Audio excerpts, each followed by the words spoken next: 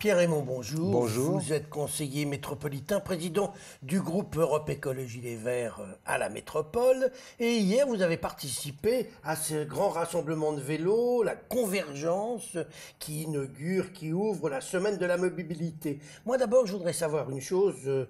Vous étiez donc à vélo. Quand on regarde ce qui se passe aux Pays-Bas, un pays que vous connaissez bien, où vous êtes allé voir un peu ce qui se passe, on a l'impression que Lyon reste très en retard en matière de développement de pistes cyclables notamment. La situation est très différente d'un pays à l'autre, je dirais même d'une ville à l'autre, d'une métropole à l'autre. Alors, il y a une vraie différence entre Amsterdam et Lyon. Amsterdam, je crois que la part du vélo, c'est 38%.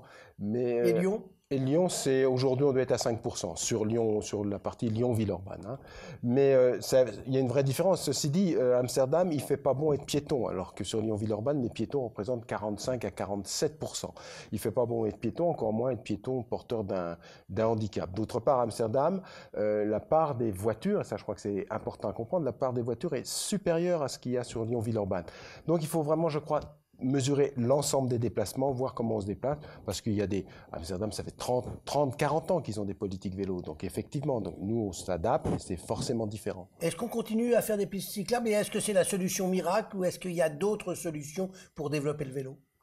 Pistes cyclables, bandes cyclables, aménagements cyclables, ce sont un ensemble de solutions, mais faire du vélo, il n'y a pas que ça, il y a aussi pouvoir garer son vélo, il y a pouvoir circuler en toute sécurité, donc c'est aussi l'apprentissage de partager la voie avec les autres, avec les piétons principalement, en leur laissant l'espace avec les voitures, puisqu'il y aura toujours des voitures, l'objectif n'est pas de faire disparaître les voitures, mais d'un partage, je dirais, équitable de la voirie. Comment on peut faire pour sécuriser le parking des vélos? Vous savez peut-être que le président de la métropole, Monsieur Kimmelfeld, s'est fait voler son vélo électrique d'ailleurs cet été. Oui, Vous le saviez? je le savais, c'est un des soucis, les vols de vélo.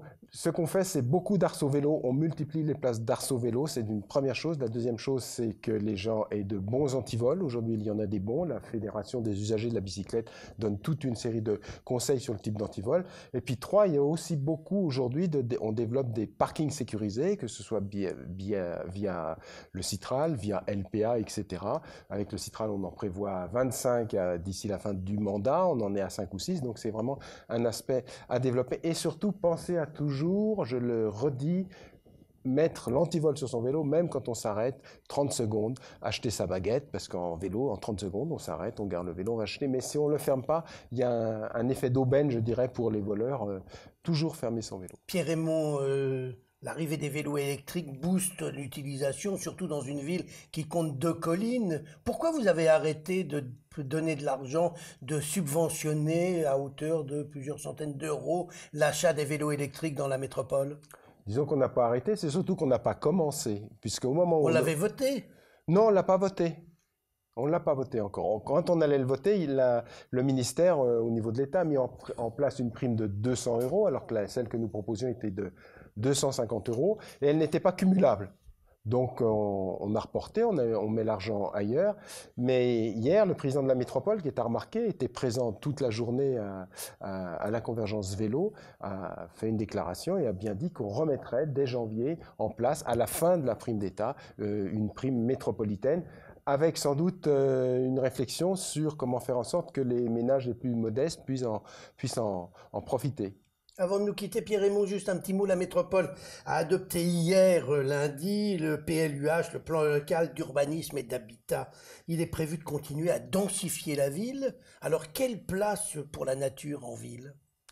La place pour la nature en ville, c'est d'abord en ville au niveau de la métropole, parce que ça a été dit hier, vous avez entendu l'intervention du vice-président Bruno Charles au nom des élus écologistes, dont je ne suis plus le président depuis hier, mais vous n'avez pas entendu l'annonce, c'est aujourd'hui Bertrand Artieni, puisque moi je suis conseiller délégué au mode actif, etc. Mais ça a été annoncé qu'hier, puis en tout début de conseil. Et donc le président Bruno Charles a bien dit que redensifier la ville au niveau de la métropole, c'est garder déjà plus de 50% de surface agricole, et dans la ville, des corridors verts, la possibilité d'un maximum d'espace vert. La question du PLUH, c'est l'adaptation au réchauffement climatique. Comment y résister, comment y s'y adapter, parce que sinon on va vers des drames. Eh bien, j'espère qu'on n'ira pas vers ces drames. Pierre-Raymond, je vous remercie. Et je vous remercie aussi de m'avoir accueilli.